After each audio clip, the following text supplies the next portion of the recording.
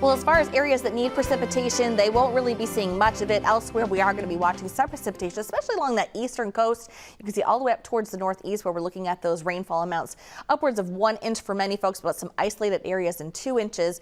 By the time we get towards the end of the week, we build in some of that snowfall through the central portions and into the Great Lakes. However, on the west coast, there's that rainfall as well, too, where we're looking upwards of 2 inches, even to the Pacific Northwest. You can see upwards of maybe even 5 inches. Some of those red zones going to be pretty wet out there. That's the total precipitation estimate through the end of the day on Friday. Now, where do we need that rain? We particularly need it in the southern portions of the country, but all across the entire nation.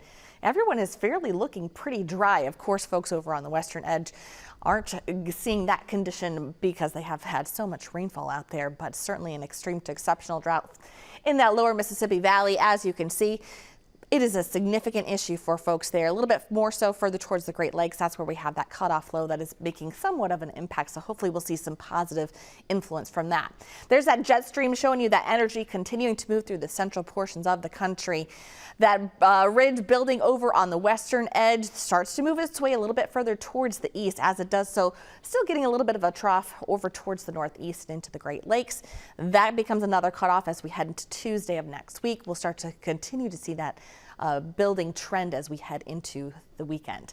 Now, as we take a look at that precipitation outlook coming in after this is December 31st to the start of the new year in 2024.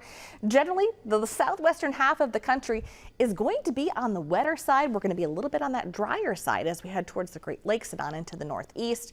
And as far as the temperatures too, most of us not looking too bad, pretty normal, typical, but especially from the Great Lakes over into the Pacific Northwest. And it looks like we're going to be well above those temperatures. And further towards the north or southeast, well, you're going to be a little bit on that colder side for you over there. Now let's go ahead and take a look at the weather in your area. You can see Crane Lake, Minnesota, coming in with a cloudy day today. High temperature only going to be 37 degrees. Then as we head towards Statesboro, Georgia, it's still going to be cloudy there, but look at that significant temperature difference. 67 degrees, nice and warm there for those folks. And heading down towards Kingsville, a sunny sky, high temperature 73, low of 43. Bad margins have hog producers trimming inventory. We have details next. And later, an Iowa farmer's road to recovery following a near fatal anhydrous accident. Part 2 of the story in the country.